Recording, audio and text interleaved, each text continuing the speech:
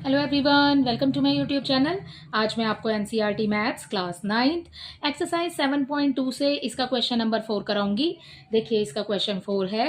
ABC is a triangle in which altitude BE and CF to sides AC and AB are equal. ठीक है, आपको ABC एक triangle दिया है जिसमें आपको इस क्वेश्चन में आगे बताया है कि बीई एंड सीएफ ये एल्टीट्यूड है बीई एंड सी एफ। ठीक है, और यहाँ पर जो आपकी साइड्स हैं ए सी एंड ए बी, ये भी आपको दिया है कि ये इक्वल हैं। ठीक है, आपको शो करना है that A B E and A C F, ठीक है, ये वाले जो दोनों ट्राइंगल बन रहे हैं आपको ये बताना है कि ये कॉन्ग्रुएंट है। ठीक है, और सेकंड पार्ट में आपको बताना है ए बी, ये वाली line and A C equal है। ठीक है, A B C is an isosceles triangle. ठीक है, अब आपको यहां पर ये क्वेश्चन में ही दिया है कि ए सी और ए बी इक्वल है। ठीक है ना, तो ये एक आइसोसेलेस ट्राइंगल हो गया जिसमें दो साइड्स इक्वल होती हैं।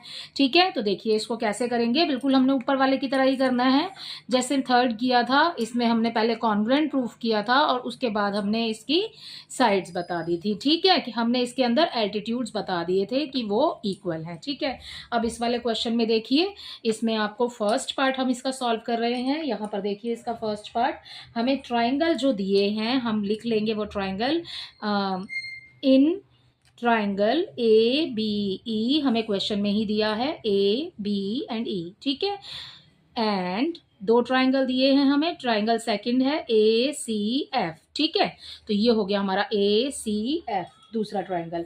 अब देखिए इसमें क्या क्या हमें दिया हुआ है, बिल्कुल ऊपर वाले की तरह ही सॉल्व करेंगे इसको। देखिए यहाँ पर ए बी और ई, ठीक है, ये एल्टीट्यूड है तो ये कितने डिग्री का हो गया, ये 90 डिग्री का एंगल हो गया। ठीक है, तो एंगल ई और एंगल एफ दोनों ही एल्टीट्यूड हैं।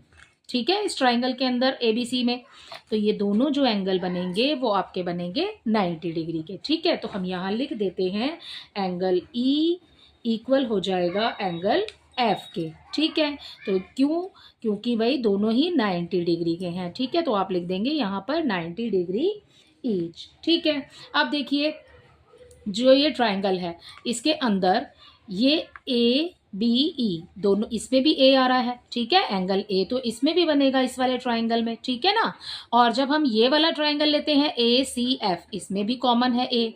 ठीक है, तो दोनों में ही आ रहा है, तो हम यहाँ लिखेंगे angle A equal angle A हो जाएगा और इसको हम लिखेंगे कॉमन। ठीक है, कॉमन एंगल है।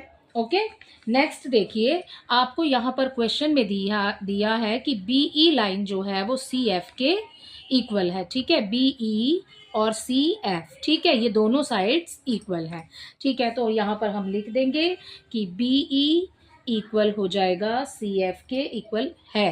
ठीक है, हो नहीं जाएगा, है ऑलरेडी, और हम यहाँ लिखेंगे इसके लिए गिवन।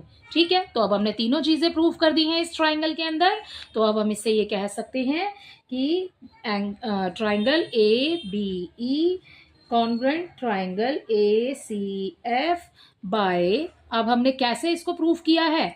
ठीक है, देखिए यहाँ पर हमने सबसे पहले एंगल लिया है। ठीक है, फिर हमने ये एंगल लिया है और उसके बाद में हमने ये वाली साइड्स ली हैं। ठीक है, ये बीई और सॉरी ये वाला ट्राइंगल है बच्चों, बीई एंड सी एफ, ये साइड्स ली है। ठीक है, तो हमने सबसे पहले एंगल लिया, फिर एंगल लिया और फिर हमने साइड लिया। ठीक है, तो angle angle side, A S congruency से।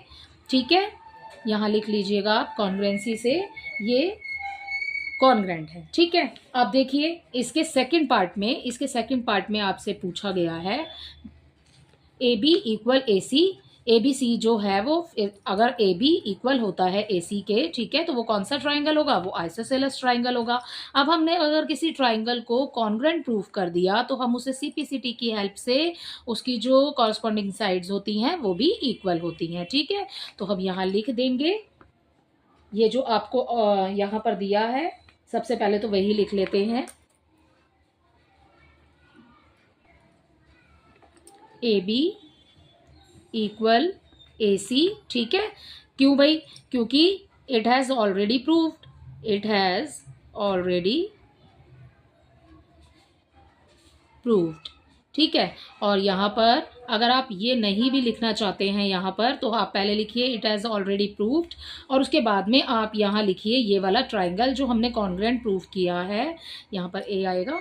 ठीक है, यहाँ पर लिख दीजिए triangle A B E congruent triangle A C F. ठीक है, कॉन्ग्रुएंट है तो ए बी इक्वल हो जाएगा ए सी के। ठीक है, किससे? By C P C T. ठीक है, तो इसी के साथ आपका क्वेश्चन नंबर 4 कंप्लीट होता है। आई होप ये आपको अच्छे से समझ आया होगा। Thank you.